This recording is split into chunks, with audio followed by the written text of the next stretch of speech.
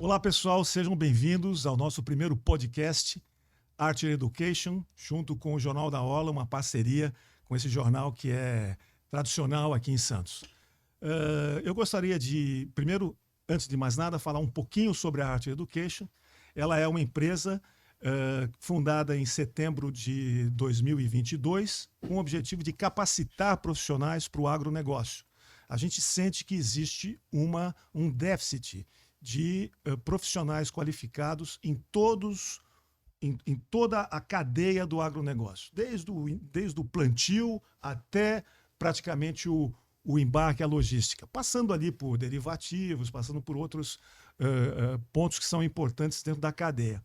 E nós tivemos essa ideia e estamos aqui hoje reunidos com dois sócios da Art Education, o Tarsilo Rodrigues, que vai falar um pouco sobre o mercado de energia. O Tarsilo é uma das referências no Brasil, eu diria que ele está entre os 5 maiores especialistas no mercado de energia no Brasil, principalmente focado no etanol e gasolina.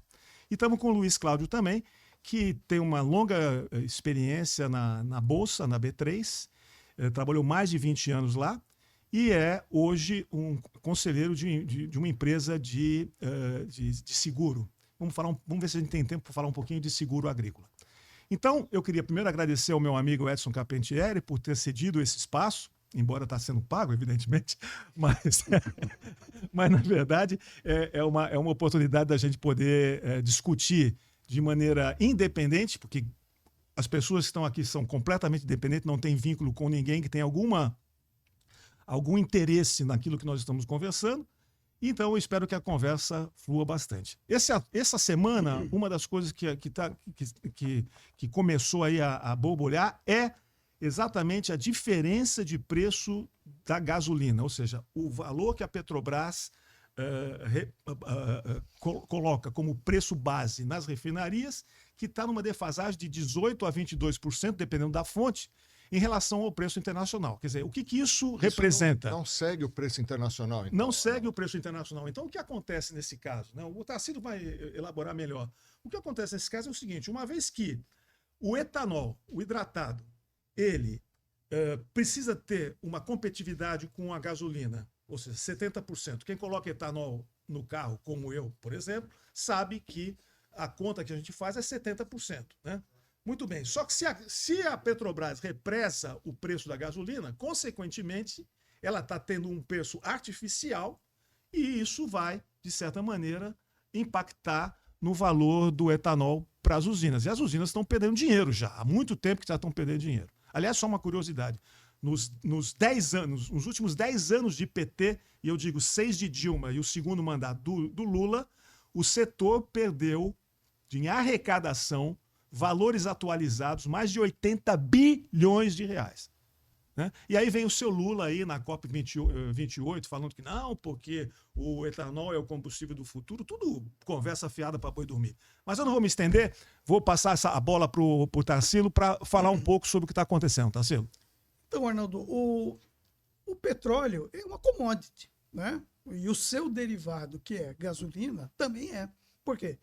Os países não são autossuficientes em combustíveis, então uma troca de combustíveis no mundo inteiro. Né? Grandes produtores, a Arábia Saudita é um grande produtor de derivado, Estados Unidos é um grande produtor de derivado, a Europa é um grande produtor de derivado, a Ásia é demandante e nós somos demandantes. Né? Ou seja, nós não produzimos toda a gasolina que necessitamos. Né? Nós somos autossuficientes em petróleo, então a Petrobras produz mais do que as suas refinarias têm capacidade de produção, e nós somos exportadores de petróleo. Porém, somos importadores de gasolina, de diesel e de outros produtos. Né? Basicamente, todos os produtos da refinaria, nós somos importadores. A gente não tem condição de produzir gasolina aqui insuficiente para o nosso consumo? É isso que eu ia Então, perguntar. aí é aquela história igual o mix de produção de açúcar e etanol dentro na usina. Eu sou deficitário em gasolina e diesel, que são os grandes volumes. Depois vem outros. Nós somos superavitários em óleo combustível. Né? Por quê? Porque o craqueamento do petróleo ele segue uma lógica. A refinaria foi desenhada para fazer Y de gasolina, Z de diesel E o que acontece? Os dois produtos estão aquém da demanda. Então, para eu fazer mais gasolina, eu teria que fazer menos diesel, ou vice-versa. Para eu fazer isso ajustando a refinaria, né? Não é, amanhã vira a chavinha. Como alguns pensam que açúcar é a mesma coisa. Só apertar um botão. Só apertar um botão. Então, tornaria inviável a produção das commodities que a gente precisa produzir. Nós não temos refinaria suficiente. Nós não temos a capacidade de refino nossa é Então, a gente teria que haver um investimento em refinaria. Agora, Luiz, pensa bem. Por que eu vou fazer um investimento gigantesco em refinaria se tem capacidade de refino ociosa no mundo inteiro? E eu pago o preço internacional. Então, esse que é o grande ponto. Para que eu vou investir bilhões para aumentar minha capacidade de refino se instalou o dedo, vem um navio de diesel, de gasolina, não tem problema. Então é economicamente inviável. Desculpa. Então, me parece que é economicamente inviável você colocar uma refinaria ou investir em refinarias. A questão precisa? Ou esse dinheiro não é melhor se colocar em outra coisa? Então esse é o ponto. Eu posso até tem excesso de gasolina no mundo. Tem excesso de gasolina. E provavelmente o custo nosso de produção depois de uma refinaria seria maior do que o melhor sem importar. Vamos inverter o negócio?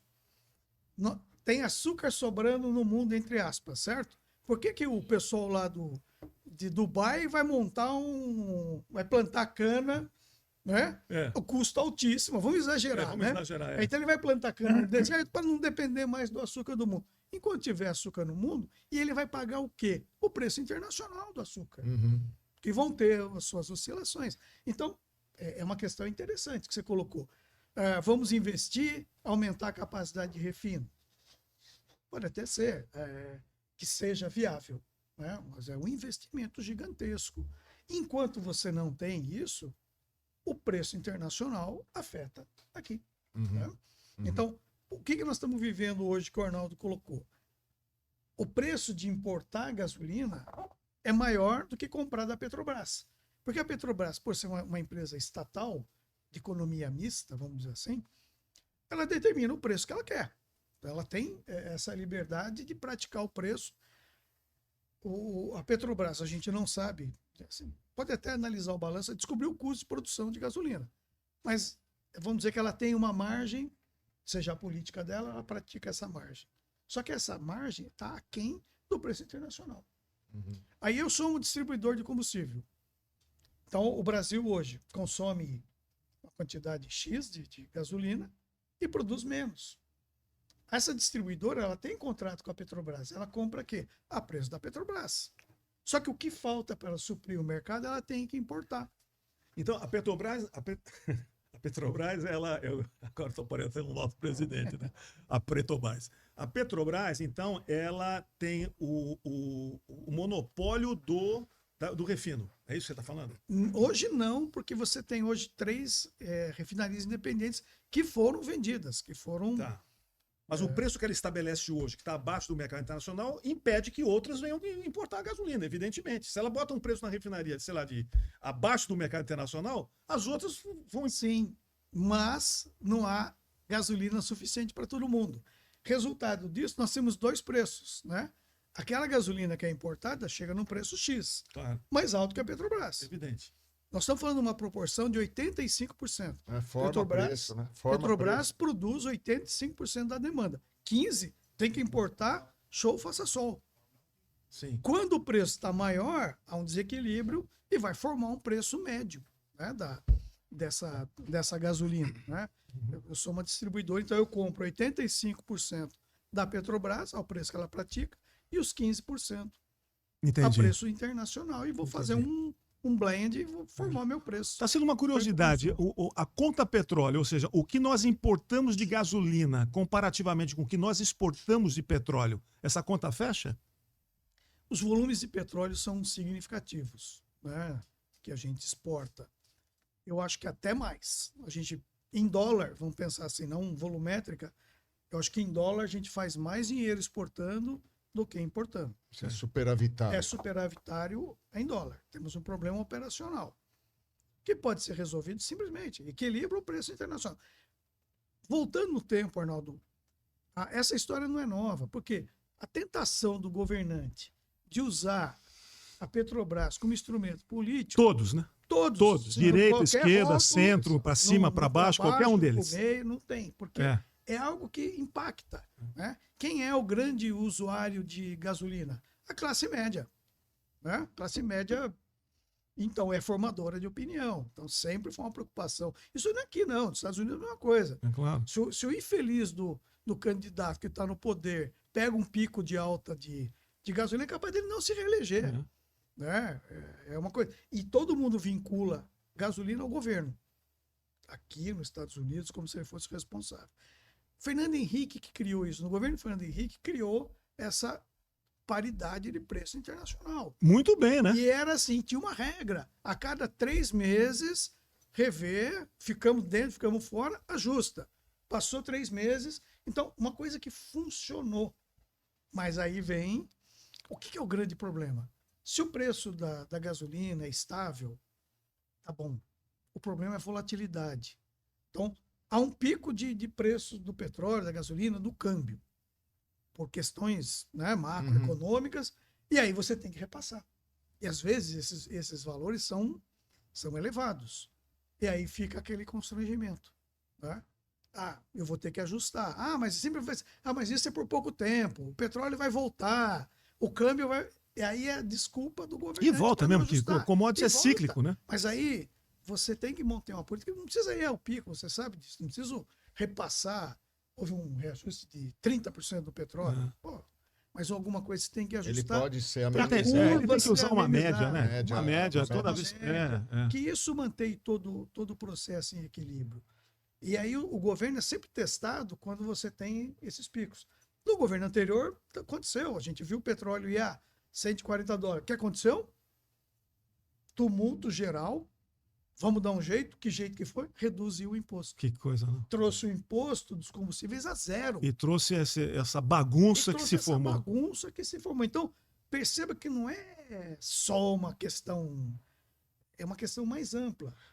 Agora, Tarsilo, do ponto de vista de estrutura de mercado, quando a gente olha o etanol, eu estou fazendo uma pergunta totalmente de leigo aqui. Quer dizer, se o aumento da oferta de etanol fosse significativa, não equilibraria isso? Quer dizer, a população começaria a usar etanol substituindo gasolina? Como que... Então, Luiz, você matou... Esse é o cerne do processo. Eu sou produtor de etanol. Okay? Então lá, minha usina, cana, faço açúcar, faço etanol. O que acontece? Mercado de açúcar. Tem intervenção? Não tem, né? Não. Não tem. Nem aqui, nem no resto do mundo. Ou seja, commodity pura. Então eu tenho meus mecanismos de proteção de preço, eu tenho mercado futuro, tenho uma série de coisas que faz com que eu tenha um pouco mais de estabilidade para saber se eu vou produzir açúcar. Eu tenho ideia do preço, tenho ideia do meu custo. Falo, gente, vamos aumentar a produção. Tá? Vira a chave. Etanol. Qual que é o ponto? Brasil é o único país do mundo em que o etanol é combustível, ou seja, ele compete com gasolina. O resto do mundo que usa etanol, o etanol é aditivo. Se ele é aditivo, tanto faz o preço dele, porque ele não compete. E muitas vezes é mandatos. Tá? 5%, 10%, 15%. Então, tem que pôr show, faça sol. Não importa o preço relativo entre o aditivo e a gasolina. Então, essa é a grande diferença. Aqui, nós competimos. Competimos onde? Na bomba. Tá? Então, olhando, como é que eu vou aumentar a produção, como você disse? Para resolver o déficit de refino, simplesmente etanol. Eu troco a gasolina por etanol. Para isso, eu preciso do quê? De uma previsibilidade do preço. De quem? Do meu concorrente, que é a gasolina. Porque nós sabemos navegar no mundo de commodities. Né? Altos e baixos, né? Preços elevados, sem problema nenhum.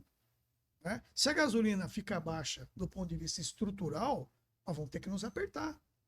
Né? Agora, o que não pode, a hora que a gasolina começa ganhar preço, o ciclo de alta, de alta, aí eu ser podado, porque aí eu não vou investir, né? Como é que eu vou investir se eu sei, ó, se a gasolina custasse X, eu tinha a margem. Como ela não custa aquele X, eu não tenho margem. Se eu não tenho margem, vai estagnar. Então, se a coisa fosse clara, é preço internacional, ponto. E não estamos falando assim, eu quero só o preço internacional quando ele for alto. Não. A gente quer altos e baixos. Não, e você poderia trazer uma previsibilidade maior para as usinas, né? Porque por exemplo, o grande problema que as usinas encontram hoje, elas não conseguem nem fazer o hedge, não conseguem nem fazer a proteção do etanol. Por quê? Primeiro, a B3 tem uma liquidez medíocre, né? Eu não sei como é que é hoje, mas o volume de contratos negociados na B3 anualmente é o consumo de um dia da cidade de São Paulo. É muito pouco. É muito pouco. É muito pouco. Quer dizer, é um contrato que não deslancha, certo? Então, as usinas hoje elas estão amarradas, porque elas só conseguem fazer o hedge do açúcar e do etanol. Eu vou para onde? Eu vou para a gasolina? Não, a gasolina da Petrobras segura o preço. Eu não vou na B3? Se a correlação entre a gasolina nacional e a internacional fosse direta, eu podia fazer meu hedge na gasolina internacional. Mas não é direto. Não é. Então, é um hedge que não vai me proteger de absolutamente nada. É uma interferência governamental muito grande, né? Então, esse é o problema, Luiz. Então, vamos analisar. Consumo de combustíveis é crescente, né? Nós temos aqui o Brasil é um país novo, relativamente novo. Estão entrando, acho que num processo um pouco mais estável, de crescimento, né? Nos estruturando para crescer o que a gente precisa crescer, 3,5% ao ano de forma constante. O que acontece? O consumo de combustíveis ele vai crescer. Os Estados Unidos tem mais ou menos uma frota de 250 milhões de veículos. Nossa. Né? Leves, que consomem gasolina. E uma população de quase 1 para 1. 313.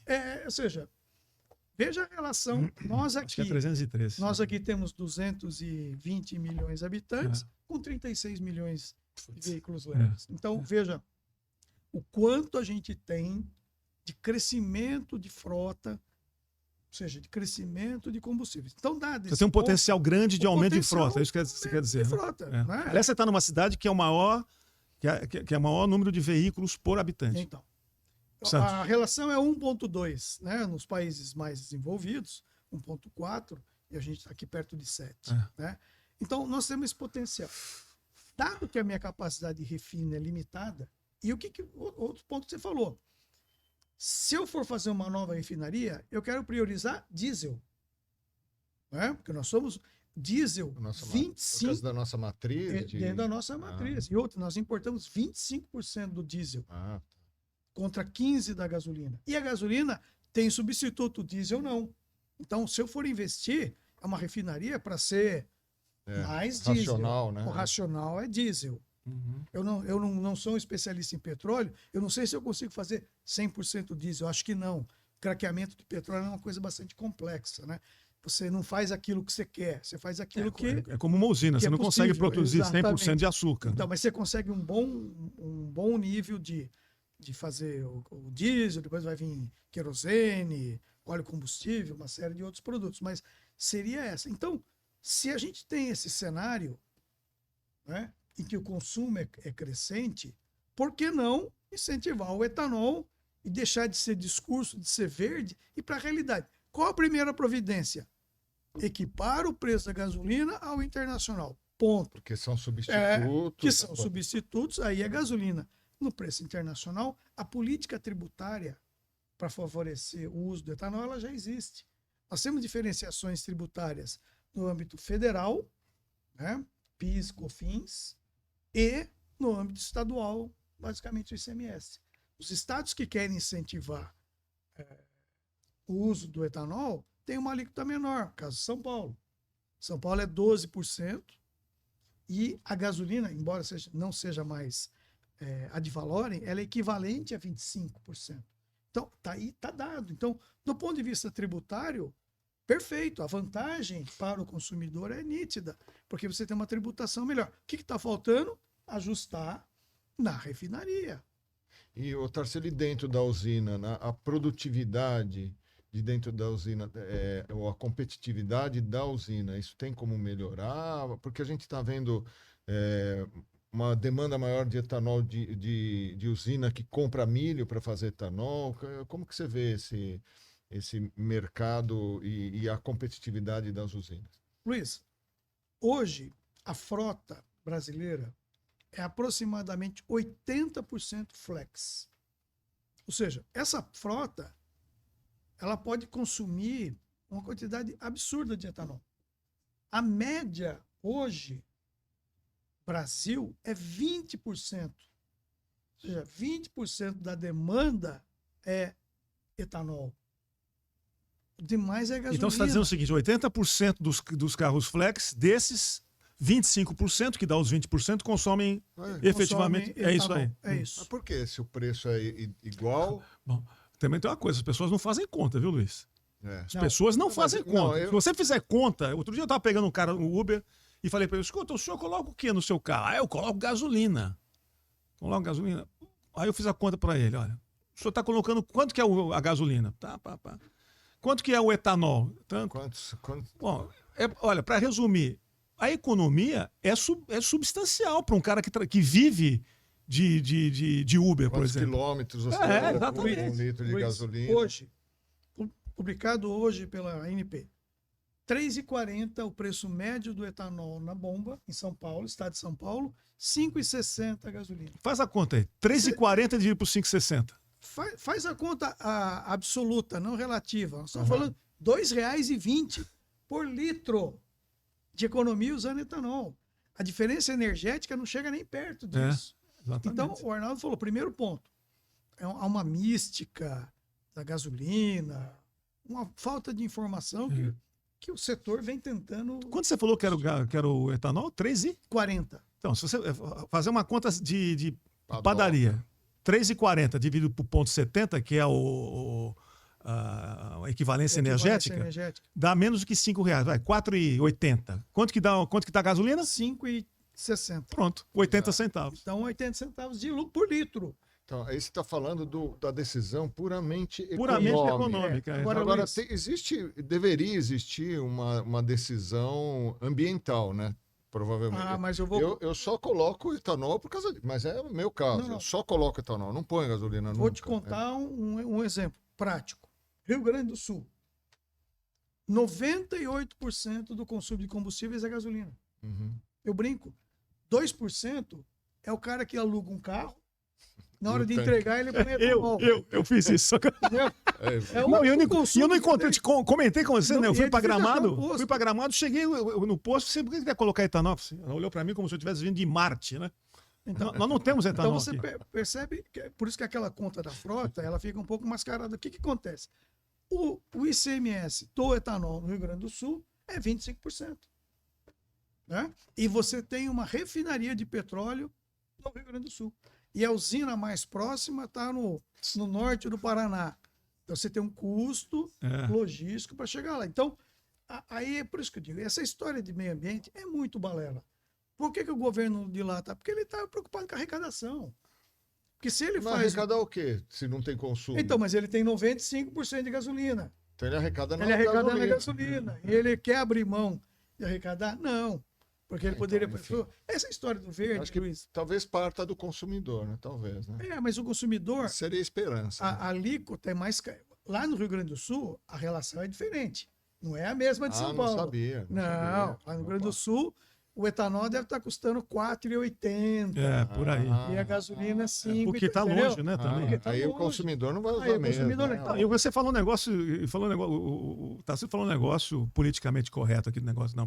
Cuidado com esse negócio de verde. Meu amigo, se o petróleo amanhã for para $20 o barril, nem a Suécia vai ligar para o verde. Mas não Isso é vai mentira. Isso você vai agir como o seu bolso.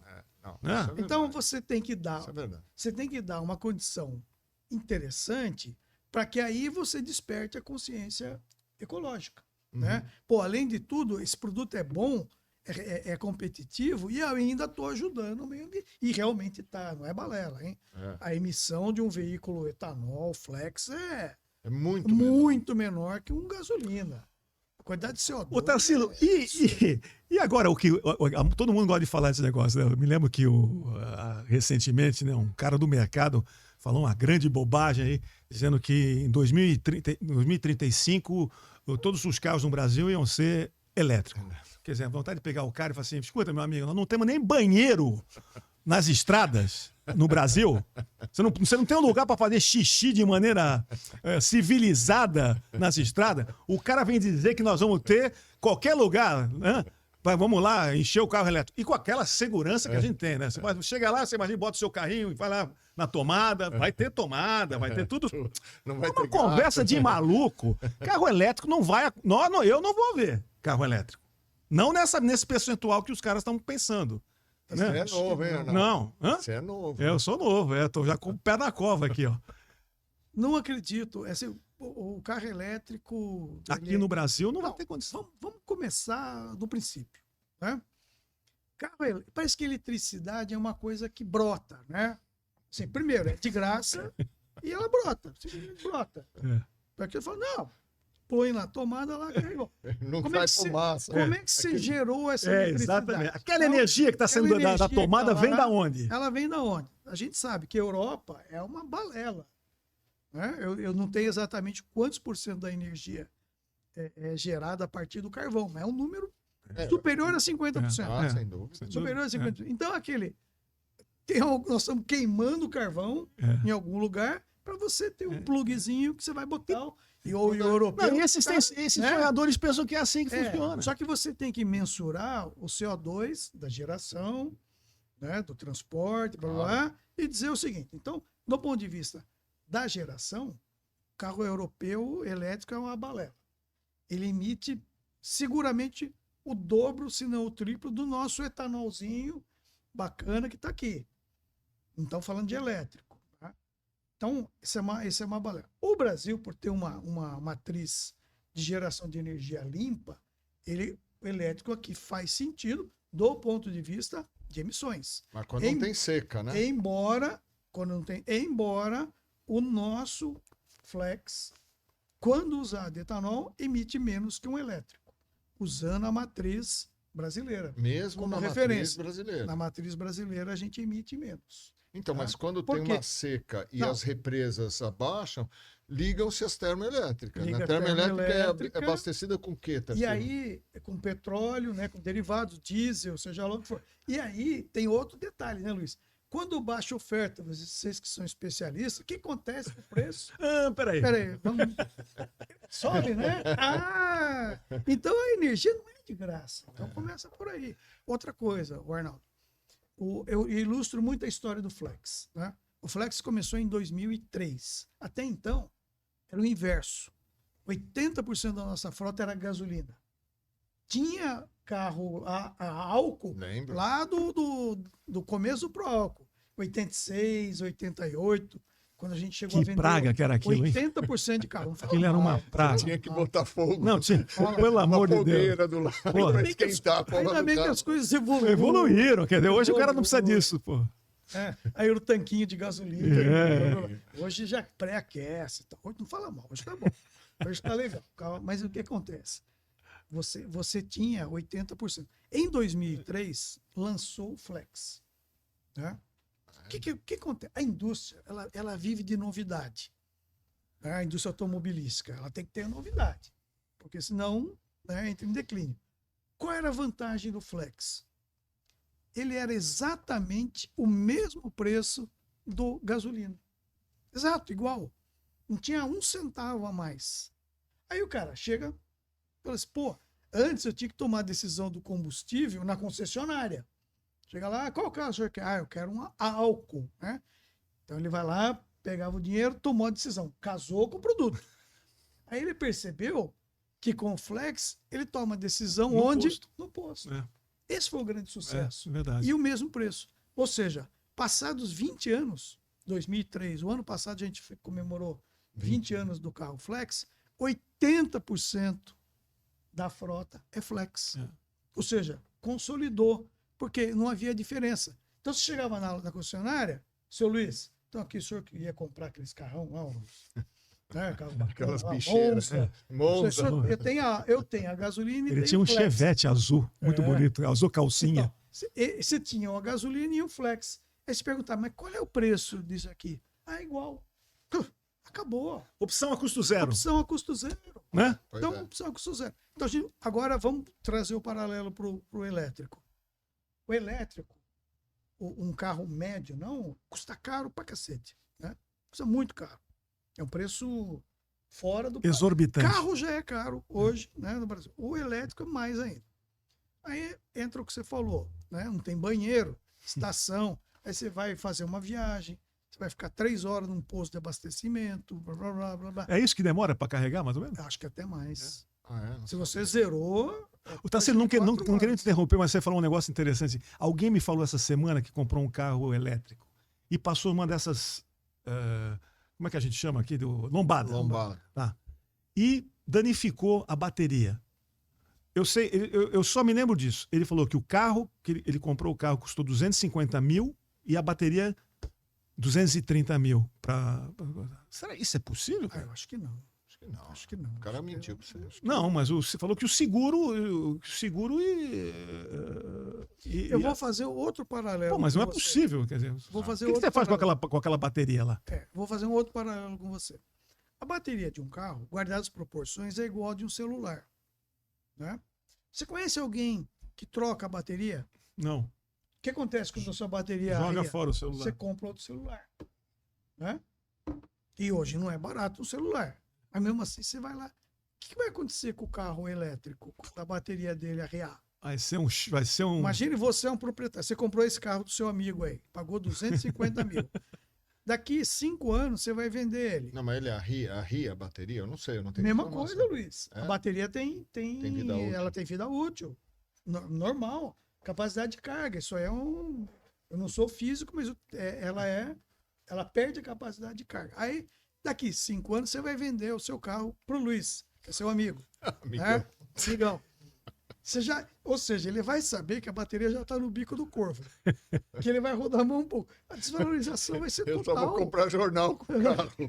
A desvalorização vai ser total. Porque ele sabe que daqui a pouco não vai ser os 230 mil, para que seja 50 Tá mil. louco, rapaz. Você imaginou isso? Eu não vou ter um carro elétrico É jamais na minha insano. vida. Nós estamos aqui debatendo coisas que talvez melhorem, é óbvio, É, né? claro. Tem uma evolução. O que eu acredito? O elétrico, eu sinceramente não acredito. Acho que não faz sentido algum. O híbrido, Né? né? Então, O seria... híbrido, sim. O híbrido, Você tem um híbrido, não eu tem? tenho híbrido. Híbrido movido a etanol.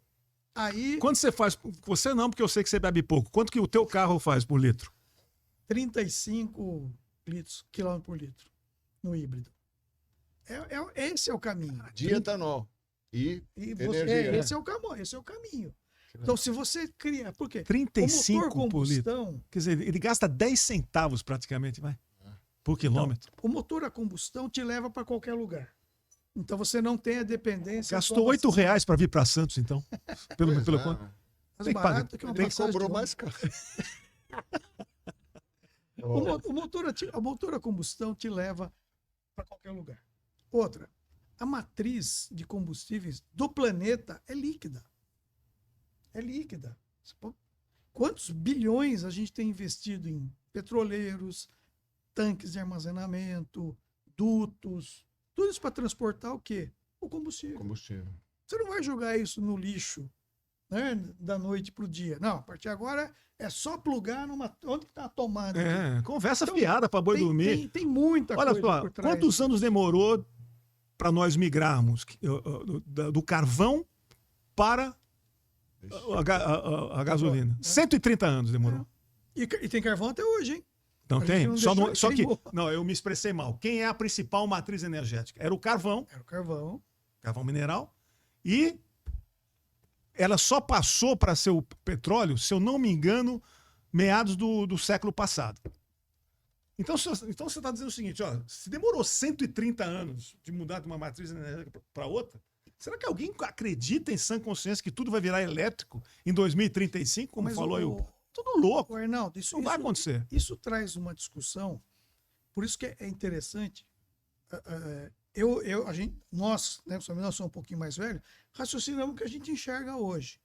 Mobilidade. Mas se você pensar, o que muda? Nós vamos mudar o conceito de mobilidade, né? Para ir do ponto A para o ponto B, eu saio todo dia da minha casa, você sabe onde eu moro, e vou para o meu trabalho, sozinho no meu carro. Deve pesar, sei lá, 1.000 toneladas, né? 1.000 quilos, pô. Nossa, 1.200 quilos. Uma carreta. 1.200 quilos, né? Então, o que acontece? Eu uso energia para mover 1.200 quilos para transportar os setentinha aqui. Setentinha tá com sacanagem, só se for computação gráfica. Então, aí. veja. Isso é inteligência artificial. Então, veja a insanidade disso.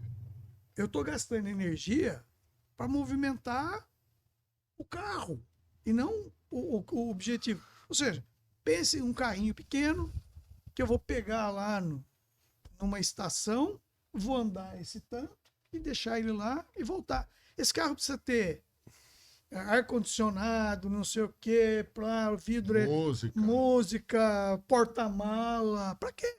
Então, ele vai ser uma célula. E aí ele pode ser elétrico. Porque chegar lá, já plugo ele num cantinho. É uma questão de mudança do conceito de mobilidade. Agora, você falando de conceito de mobilidade, né? Eu tive no final de semana em Cuiabá e a gente estava falando um pouco na verdade, de safra, entre safra, escoamento de safra, entre safra.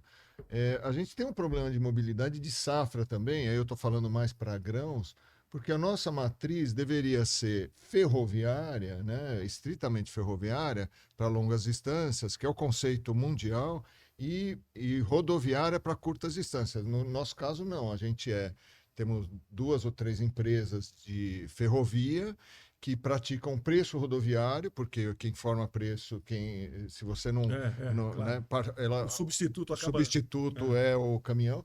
E a soja, o milho sai lá de Sorriso e vai para Paranaguá. Quer dizer, também, assim, quando você está falando de mobilidade...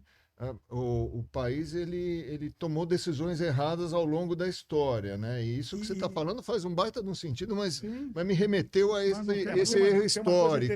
Tem uma coisa interessante aqui, né? Por que nós não seguimos o modelo americano? Porque o americano tem 2 costas, né? Então, para eu chegar de um lado para o outro, eu teria que usar ferrovia. E os Estados Unidos se desenvolveram por meio de ferrovia, né? Influência dos ingleses. Influência dos ingleses, né? E a questão a importância que teve a ferrovia no desenvolvimento dos Estados Unidos é tão grande, inclusive na questão até demográfica, que se você pegar a população dos Estados Unidos e dividir ao meio, ela está praticamente no meio do mapa. Você sabia disso? Se você for somando a população vindo da costa leste em direção à costa oeste, né? Para saber exatamente a metade, exatamente por causa disso. Quer dizer, não sei se foi exatamente por causa disso, mas teve muita... Mas faz muito sentido. E nós perdemos isso, né? E o governo JK, que foi em 1955, né?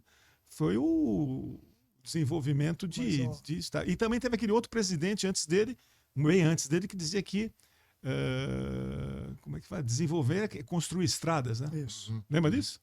Mas você que é um especialista em arbitragem, pegando o que o Luiz falou, é tão absurda essa questão da ferrovia que eu brinco sempre. Qual é a arbitragem entre a ferrovia e a rodovia? É o valor do frete rodoviário menos o maço de cigarro do motorista, porque ele economiza. Ele não vai precisar pagar o maço de cigarro do motorista. Então a ferrovia pratica o preço absurdo. Pratica o preço de caminhão. Aliás, ele dá um desajuste. No mundo inteiro você tem uma relação assim, dutovia é 20% do custo de rodovia. A ferrovia é de 50% a 60% do custo da rodovia. Nós aqui é tudo 100%. Então, eu falei de grãos, Tarsilo, e no petróleo e no etanol, como é que é essa matriz? É também de caminhão ou tem os dutos, como você falou? Não, o petróleo, graças à Petrobras e exclusivamente nos derivados, é muito bem estruturada a questão dos dutos, né? o desenho da Petrobras foi bem feito, né? Onde você tem refinarias hoje? Nos grandes centros. Então, diferente do etanol, então você tem uma refinaria, pegando aqui no Duque de Caxias, que é próximo da região metropolitana do Rio de Janeiro. Você tem Betim, né, que abastece Minas Gerais. Aí você tem São Paulo, você tem Paulínia, que é a maior de todas. Você tem aqui Cubatão, São José dos Campos e... São Sebastião, não tem? Não, refinaria não. Refinaria não, né? Então você tem Paulínia, Cubatão, São José dos Campos, eu posso estar esquecendo alguma. E você tem Paraná em Araucária, e você tem Rio Grande do Sul, Porto Alegre. Tá? Então, o que acontece? A gente recebe o petróleo quase que 100% da costa. Então, você vai... Onde você vai? Atraca em Rio Grande, atraca em Paranaguá, atraca São Sebastião e Duque de Caxias. E tem toda uma rede de dutos que leva o petróleo até essas refinarias. E essas refinarias estão conectadas por dutos aos grandes centros. Paulínia está conectada com a região metropolitana de São Paulo, ali Barueri. Por dutos? Por duto. Interessante. Então, Barueri, Guarulhos, São Caetano, né, chegando aqui em Guararema, o Rio. Então, a gasolina está muito bem equacionada, porque ela foi desenhada dessa forma. O etanol é o contrário, ele está no interior. As usinas todas estão no interior. E qual que é o conceito? O Arnaldo falou, quando você tem duas costas, ou dois pontos extremamente que sejam de origem ou destino, por exemplo, Golfo do México, tudo quanto é petróleo está lá. Você tem que mandar para onde?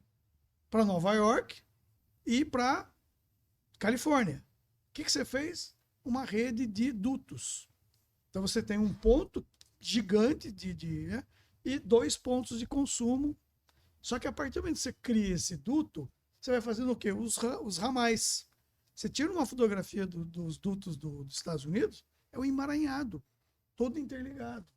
Né? E o nosso aqui, ele é muito restrito, porque ele foi desenhado de uma forma. Além dos pontos de produção, né? Como o Texas, por exemplo, que é um estado produtor. Então você tem aquela dispersão de usinas. E como é que você faz um duto? Pô, se eu faço um duto do ponto A ao ponto B, o meu raio de captação ele é restrito. E eu tenho aquela dispersão das usinas de etanol. Então, é muito mais complicado porque você não tem uma concentração. Quer dizer, esse modelo de duto poderia dar competitividade para a usina, para ela poder, para a gente poder produzir mais. Sim, né? mas é o que eu falo. Primeiro eu preciso lançar o primeiro duto. Depois que eu lancei o primeiro duto, eu vou fazendo as ramificações. Aí eu vou abrindo a minha área de influência.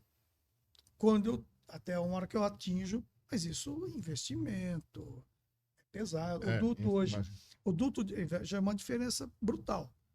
Os dutos Petrobras foi dinheiro estatal. Os dutos de etanol é privado. Então, é uma velocidade diferente, é uma análise de risco mais elaborada. Né? A Logum, hoje que opera os dutos, sofreu para chegar onde está. Né? Foi muita persistência do sócio de segurar o negócio. Né? Mas a gente hoje tem sim. Agora, do ponto de vista de proteção de preço, Arnaldo, quando a gente está falando desse problema da Petrobras, né, porque assim, a Petrobras deve fazer operações de derivativo para se proteger contra a alta de preço. Imagino que sim, né? Então, ou contra a queda do preço. Você sabe que é uma coisa que me surpreendeu bastante? Foi que você sabe que a gente tem um curso de derivativos que a gente dá 2 vezes por ano na Arte Consulting, né? Que é um pouco mais elaborado, é avançado. E eu tive algumas pessoas de petróleo fazendo parte desse curso. Né? Eu imaginei exatamente isso que você falou. Mas a minha surpresa pelo menos para as empresas que participaram, nós não fazemos hedge de preço, não. Isso é quase que todas as empresas de total. petróleo. Você pega uma BP... Porque ela repassa. Não, porque ela diz... Sabe qual foi a resposta que a pessoa me deu? Foi o seguinte: Arnaldo, o nosso acionista ele está interessado nos grandes picos de preço que o petróleo tem, e se eu fizer o meu hedge, então ela tem o que ela tem? Ela tem o custo de produção dela, que é muito baixo. Tarcísio falou que não sabe quanto que é o preço da Petrobras, a gente também não sabe. Dizem que o preço de equilíbrio da Petrobras é 65. Eu acho que está muito exagerado, eu acho que é menor do que isso. A Arábia Saudita nunca divulgou ela não divulga nem reserva e não divulga preço de Custo de produção. Custo de produção. Esse é um custo de produção de $5 por barril, cara. Você acha que... Né? Então, surpreendentemente, Luiz, eles não se preocupam com essa questão do hedge, não. Então, por causa do custo de produção e porque repassa, né? Porque se aumentar, repassa, né? Só que eles estão tendo problemas agora, né? Porque o acionista, né, da Petrobras, provavelmente. Mas vamos lá, vamos separar petróleo e gasolina. É interessante. Petróleo se vende preço, não se vende custo. As outras commodities, a gente vende custo. Uhum. Custo mais margem. Isso. Né? Então, quanto custa? Custa 100, tem hora que eu vou vender por 120 e tem hora que eu vou vender por 90. Vou tentar sempre, produzo muito, tem hora que eu tenho que trabalhar abaixo do petróleo, não. Petróleo vende preço. Custo, ninguém sabe. Não se vê, é uma commodity diferente, é uma commodity energética, extrativa. Né? A nossa é agrícola. Produção, né? Eu tenho que estar ligado no custo. Porém, tem uma diferença. A gasolina, aí não. Porque aí aí custo. Quanto custa o petróleo, tem o margem. Né? E às vezes tem excesso de gasolina no mundo que me achata a margem. Então eu não entendo porque que às vezes eles não fazem hedge na gasolina. O petróleo faz todo sentido. Me surpreendeu. Talvez nós não fazemos hedge.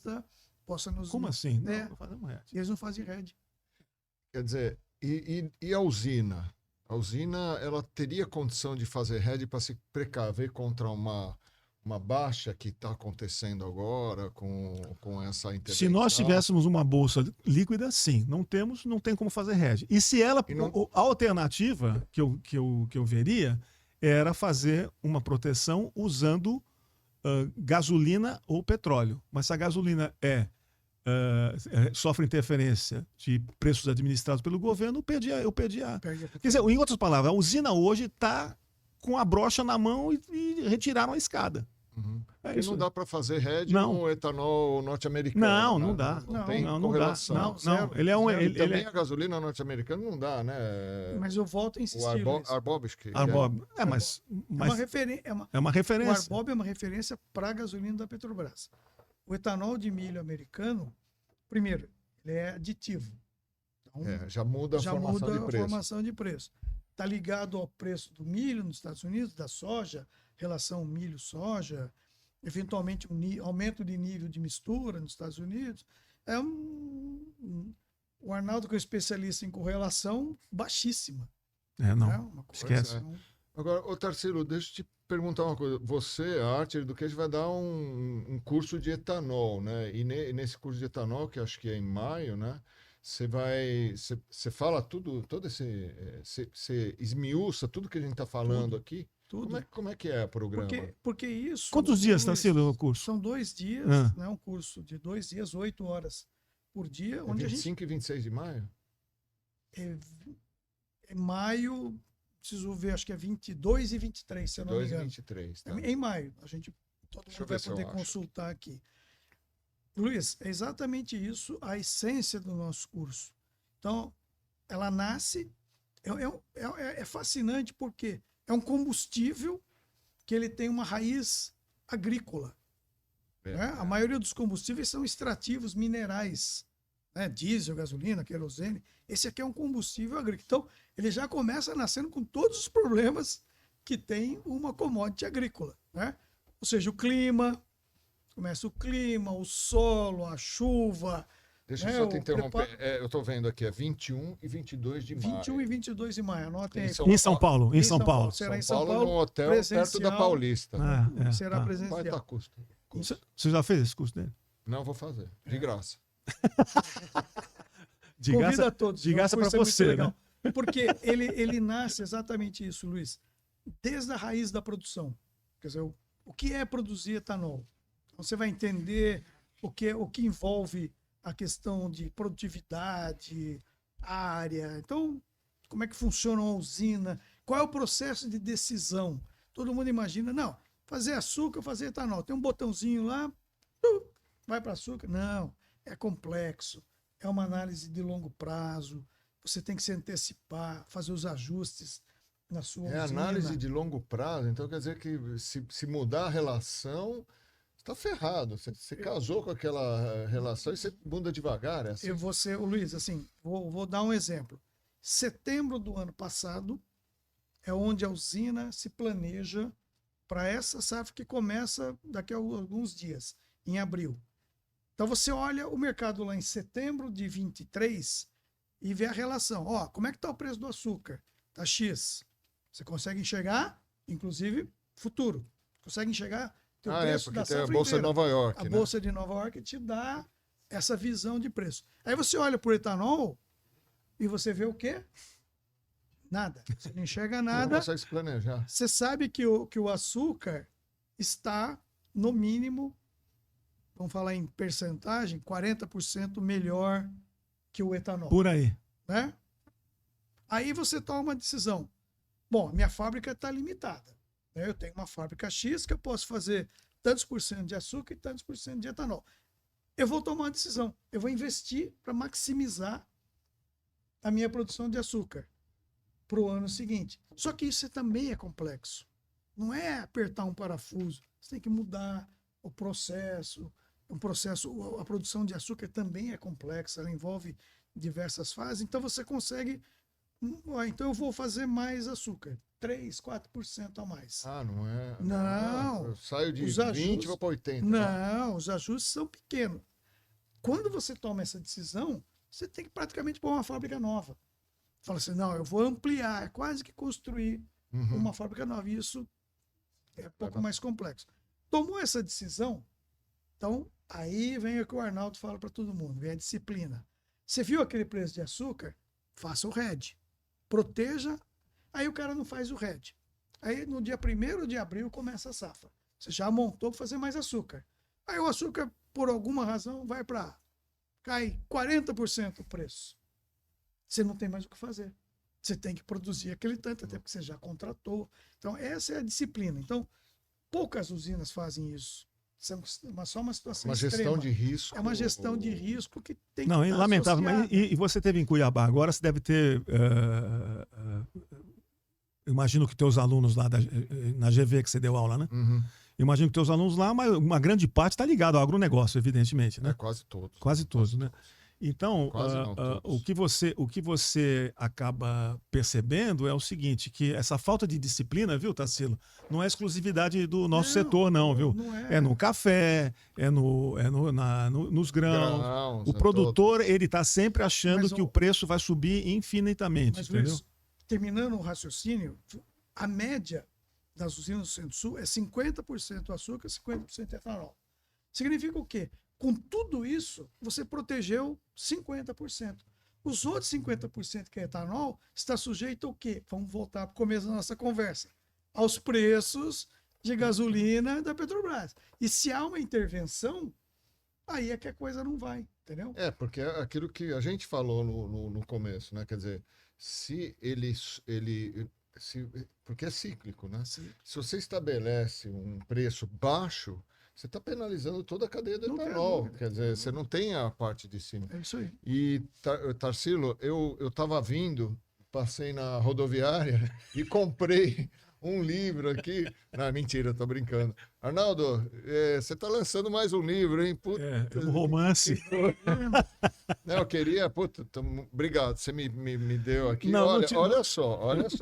Prefácio do Zé Roberto Mendonça de Barros. Parabéns, né? Olha, para onde que eu mostro esse... Ali, ó. Olha só, pessoal. Arnaldo, fala um pouco desta obra. Eu não sou engenheiro, pô.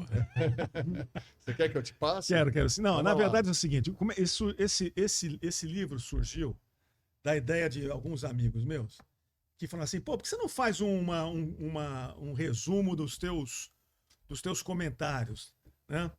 E eu falei assim, pô, mas isso é uma cabotinagem, né? O cara fala assim, olha aqui, ó, como se fosse uma peça literária. E aí, rapaz, eu comecei a ler os meus comentários antigos desde 2000 e... Acho que o primeiro comentário foi 2015, uma coisa assim. Que 2005, tô louco? 2006. 2006. E aí eu falei, pô, tem umas coisas interessantes aqui, umas histórias bacanas. Aí o que a gente resolveu fazer foi o seguinte, vamos pegar os 10 últimos anos e fazer um resumo. Aí eu falei assim, pô, mas vou passar isso pro... Vou perguntar pro meu amigo Zé Roberto se ele não quer fazer o prefácio, né? Com aquele medo, Nossa, né? que pô, legal isso daqui. Aí o cara olhar assim o negócio e falar assim, pô, mas que livrinho michuruca. Aí o Zé aprovou, Chancela. deu a chancela dele e saiu do forno agora.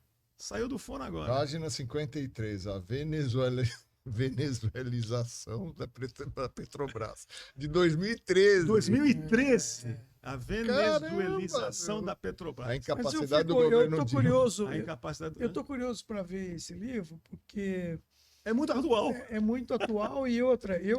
Algumas vezes eu dei algumas frases de efeito para colocar. Eu quero ver A se ele principal colocou. frase foi aquela, né, que essa foi fantástica, que eu uso até hoje, que todo mundo gosta de galinha gorda que pesa pouco. Uma frase do meu amigo Tarsilo, que é exatamente isso. Quer dizer, o cara, o produtor, ele quer ter preço bom, mas ele não quer ter ele quer ter o bônus, mas não quer ter o ônus. Porque o medo dele é o seguinte, mas eu fixei, o preço caiu, o preço subiu. Podia ter esperado mais. Pô, mas tu não sabe para onde vai o preço. E você entendeu? não conhece sua margem? Exatamente. Não, a coisa mais engraçada que tem na consultoria, você sabe que o Tarsilo é sócio também da Bioagência, que presta consultoria para várias usinas, assim como a Arte Consulting também presta consultoria para várias usinas. O que você vê é que às vezes o cara vem para você achando que você tem a solução de todos os problemas. Para onde vai o mercado? Né? E que vai custar pouco. Galinha. Aliás, falando nisso, uma vez teve um cara para mim e falou assim: Arnaldo, pô, eu queria ter os seus serviços? Não, queria gostar do seu serviço, mas eu tô com esse problema assim, assado, queria a tua opinião. Aí eu perguntei para ele: você quer uma opinião, um conselho ou uma consultoria? Ele falou assim, qual a diferença? O conselho é de graça, a consultoria você tem que pagar. Então eu quero um conselho. Contrata uma consultoria. Pro inferno, pô. Boa. Todo mundo quer galinha gorda que pesa pouco. Mas é assim, né? No fundo que a gente brinca, né? O cara quer que você dê de graça, a única coisa que você tem para vender. Exatamente. Exatamente. Gente, nosso tempo está impressionante como a gente pensou que... Vamos falar só mais uma coisa. Por favor. Na Archer Education, a gente também tem, além de curso de etanol, tem o curso de derivativos. Sim. E tem cursos de crédito, curso de blockchain, que a gente vai colocar no ar. Então a gente tem uma gama... Derivativos para advogados. Então a gente tem uma gama de cursos e assim, o modelo de negócio da Archer Education são cursos de curta duração. Isso. E assim, 1-2 dias. Muito intenso. Muito intenso, assim, mas resolve o problema. E assim, são muito profundos e principalmente ele é dado por 2 traders que estão aqui no mercado. Né? E aí a gente tem... Não tem embromation. Não é acadêmico. Não é acadêmico, mas não tem embromation. E não tem aquele negócio assim, venha com a gente que você vai ficar muito rico. Não, absolutamente. Vai ficar mais esperto. Vai ficar mais esperto e vai fazer a gestão da sua margem. Exatamente. É isso mesmo. Muito bom, gente, legal. Muito obrigado aí pela presença de vocês. Mais uma vez, obrigado aí pelo Jornal da Ola por ter cedido esse espaço. E eu espero que esse seja o primeiro de vários podcasts aqui, tá? Legal. Queria agradecer ao Reinaldo pela produção. Obrigado, Diego, aí pelo suporte. E espero ver vocês numa próxima oportunidade. Muito obrigado. Tá bom? Obrigado a todos aí. Foi um prazer estar aqui. Espero repeti-lo. Também. Experiência muito boa. Gostei do papo aqui. A dinâmica foi muito legal. Valeu, gente. Valeu, obrigado. Um abraço. Um abraço.